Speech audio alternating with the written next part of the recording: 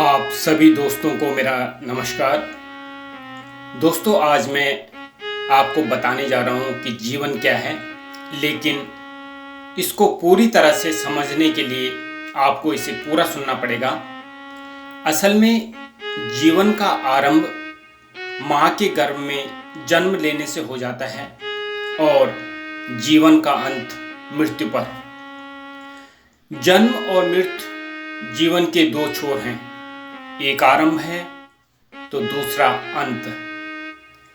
मृत्यु से पहले हम सभी मनुष्य जीवन काल में शुभ अशुभ, पुण्य पाप, अच्छे बुरे करने के लिए स्वतंत्र हैं।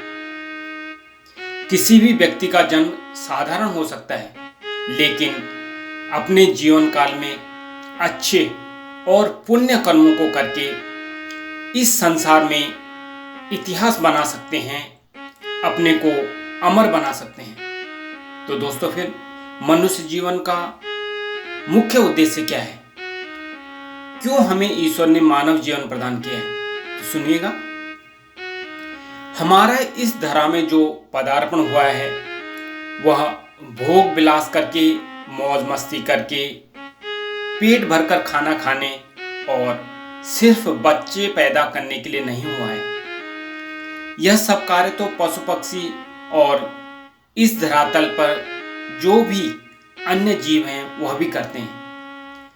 फिर परमपिता परमेश्वर ने मनुष्य को सर्वश्रेष्ठ कृति बनाकर इस पृथ्वी पर भेजा। यह सब तो निरर्थक हो जाएगा ना। तो फिर मनुष्य जीवन को सार्थक करने के लिए क्या करना है? श्रीमद् भगवद गीता में भगवान कृष्ण ने कहा कि मानव जीवन का एकमात्र उद्देश्य आत्म साक्षात्कार करना है। मनुष्य की आत्मा परम सत्य को जानने के बाद जीवन से मुक्ति की अधिकारी हो जाती है और मनुष्य इस संसार रूपी समुद्र से पूर्णतया मुक्त होकर, जन्म मृत्यु की भयंकर पीड़ा से मुक्त होकर परम पिता परमेश्वर के चरणों में स्थान प्राप्त कर लेता है। मानव जीवन का मूल उद्देश्य प्रभु की प्राप्ति करना है। मुनि प्रमाण सागर महाराज जी ने कहा है कि जीवन का मूल आधार धर्म है। जैसे नींव के बिना महल खड़ा नहीं किया जा सकता है, जड़ के बिना पेड़ सुरक्षित नहीं है, उसी प्रकार धर्म के बिना जीवन सुरक्षित नहीं रह सकता है। धर्म का आचरण करने पर ही जीवन का कल्याण संभव है। फिर धर्म क्या है? जीवन का सार तत्व धर्म है। धर्म ही मानव जीवन की वास्तविक पहचान है। इसीलिए धर्म का स्थान सर्वोपरि है और किसी भी सत्ता का स्थान धर्म के ऊपर नहीं हो सकता है। धर्म इन कर्तव्यों के पालन करने का नाम है जिससे वह जीवन में उन्नति को प्राप्त हो और मृत्यु होने पर जीवात्मा को मोक्ष प्राप्त हो। वह सभी कार्य जिससे मनुष्य के हृदय को एक असीम शांति का अनुभव हो और वह हर कार्य जो मनुष्य को ईश्वर के समक्ष ले जाने की प्रेरणा दे और प्रभु और मनुष्य के बीच की दूरी को कम करता चला जाए। असल में ईश्वर अनुत्पन्न, अनादि, अविनाशी, अमर, नित्य, अजन्मा, सर्वव्यापक, सर्वज्ञ, सर्वशक्तिमान चेतन सत्ता है। जीवात्मा जो कि प्रभु का अंश है, वह चेतन तत्व अत्यंत सूक्ष्म, अजन्मा, अनुत्पन्न, अणुमात्र, अविनाशी, अमर, नित्य, कर्मों का कर्ता और कर्मों के फलों का भोग करने वाली सत्ता है।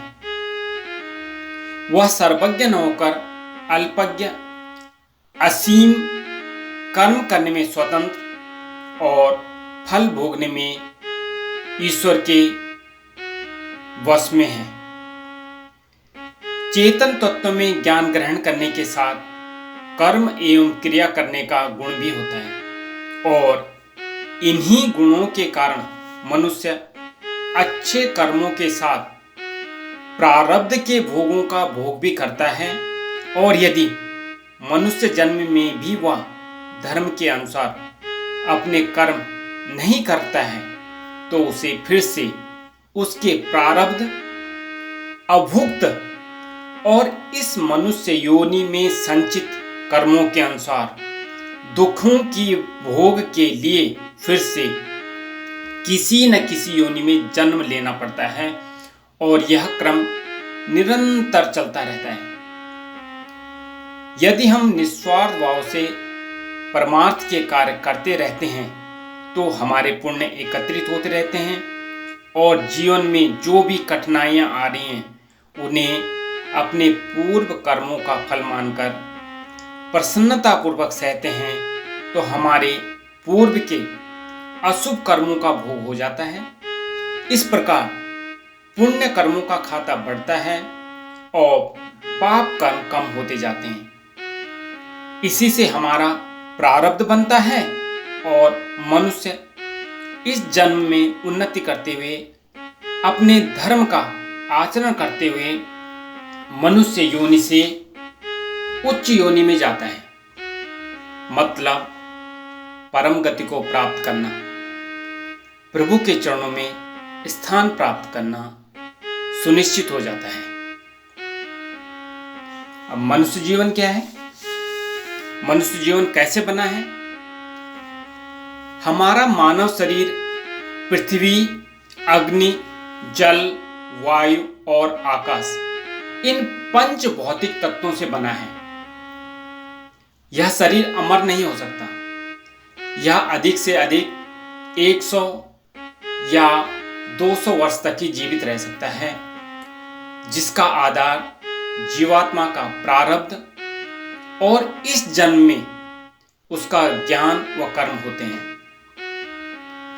महाभारत काल में 100 वर्ष व उससे अधिक 200 वर्ष की आयु के मनुष्य रहे हैं। भीष्म पितामह की आयु लगभग 180 वर्ष की थी। आजकल भी 100 व 150 वर्ष की आयु के मनुष्य जापान व चीन में पाए जाते हैं।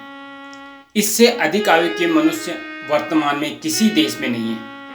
अतः मनुष्य कितना भी ध्यान रखे, उसे 100 व 150 से अधिक वर्ष की आयु प्राप्त नहीं हो सकती।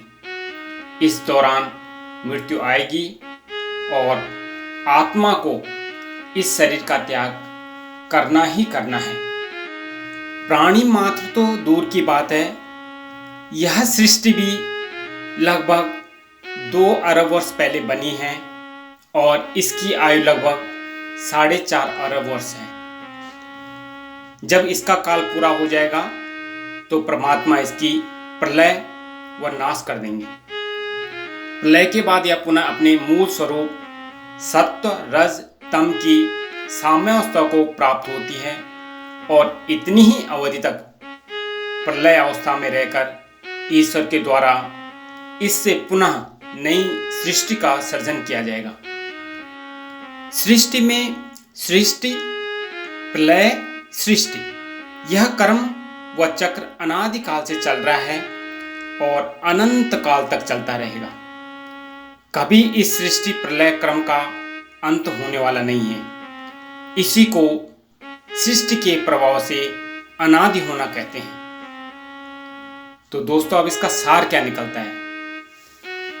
तो सार सुनेगा कि सचमुच मनुष्य जीवन एक वरदान है जिसे परम पिता परमात्मा ने हमें टेस्ट करने के लिए दिया है। हमारा यह मनुष्य जीवन टेस्टिंग टाइम है। परम पिता परमात्मा देखना चाहते हैं कि जिस कृति को मैंने हर प्रकार से सर्वश्रेष्ठ बनाया है वो अपने इस मनुष्य जीवन को सफल बना पाता है कि नहीं।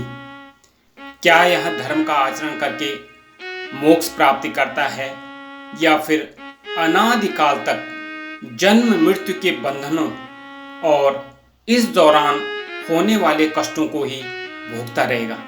तो दोस्तों, ये है जीवन और यही है जीवन का चक्र। तो इसी के साथ आप सभी को मेरा नमस्कार और मिलकर बोलते हैं ओम नमो भगवते वासुदेवाय।